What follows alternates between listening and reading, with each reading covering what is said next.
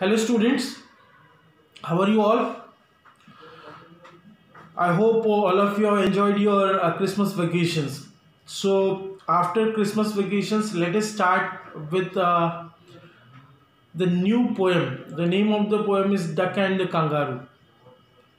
Okay, before this video, we completed our lesson number 8, the three questions, and I gave the homework of the exercise of I gave homework exercise as homework. Okay, I hope all of you have completed that.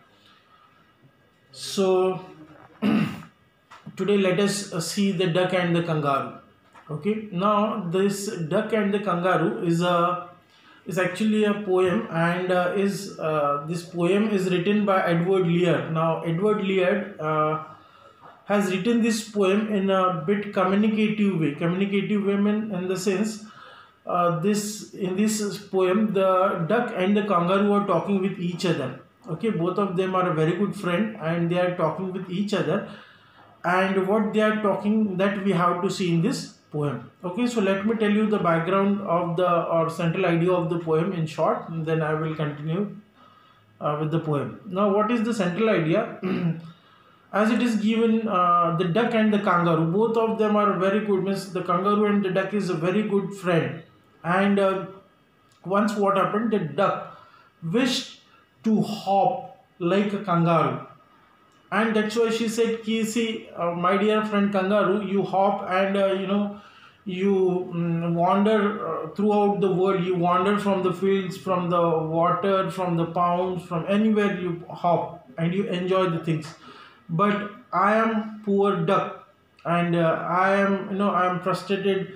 I am bored in this life of pond, and I also want to see the whole world, and I wish that I want to hop like you. So can you do one thing? Can you allow me to sit on your back, and can you take me to the ride of the world?"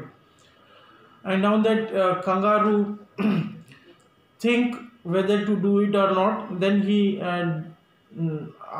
make some objections on that, ask some questions to him, to the duck, to his friend, and finally what happened, that we have to see in this poem. Okay, so let us see what is the poem. Okay, I'm on page number 94.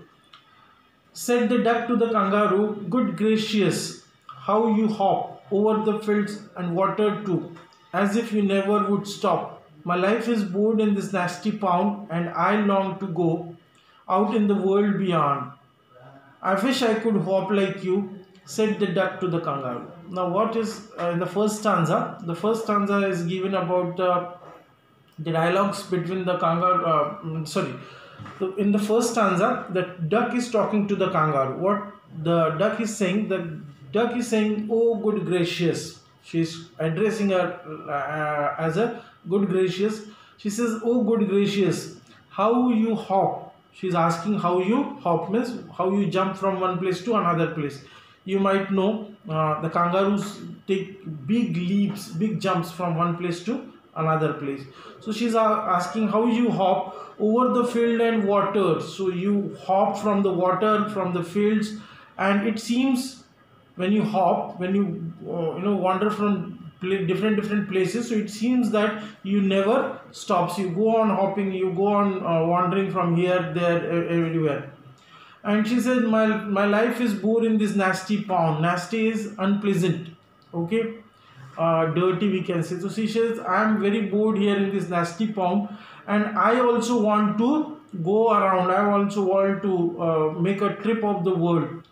And then she asked, "I wish I could hop like you." And she said, "I also want to hop like you. I also want to wander throughout the world," said the duck to the kangaroo. Okay, this is the first stanza. Second stanza: "Please give me a ride on your back," said the duck to the kangaroo. "I would sit quite still and say nothing but quacks the whole of the day long through, and we would go to the D and the Jelly Belly Over the land and over the seas, please take me on a ride, oh do, said the duck to the kangaroo. See, actually, a very good rhyming scheme is also there in the poem. Once we'll finish the poem, I will tell you rhyming scheme also.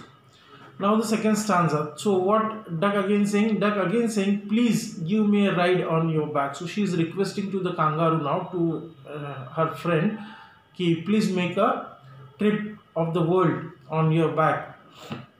Said the duck to the kangaroo, I would sit quite still and say nothing but quack. And she said, when I will sit on your back and when you will make a ride of the world, then I will not disturb you. I will say nothing, just I will say quack, quack, quack. The whole world, the whole of the long day through, and we would go to the D and the jelly boli. And she says, I will not say anything, and when you will take me to the different places, okay, throughout the day you will hop, and along with you I will also go to different places throughout the day. Which places we will go? So we will go to the D is the name of the place, and the jelly boli is also the name of the place. So we will go to D and we will also go to jelly boli. Over the land and over the sea. And where we will go? So we will go over the land. We will wander over the land and over the sea. Please take me on a ride, oh do, said the duck to kangaroo. Again she says, she is requesting, please take me on your back and please let us take a ride of the whole world, on the water, on the sea, on the land, everywhere. Okay. Now third stanza. Said the kangaroo to the duck. Okay, said the kangaroo to the duck. Now kangaroo is speaking to the duck. Till now we were saying the duck is requesting something to the kangaroo. Said the kangaroo to the duck, this requires a little reflection. And what he says? He says, kangaroo says, okay, so whatever you are saying, I need to take a reflection. I need to take a reflection means I need to think upon it, whether to allow you to sit on my back and to ride you, to take you to the ride of the world.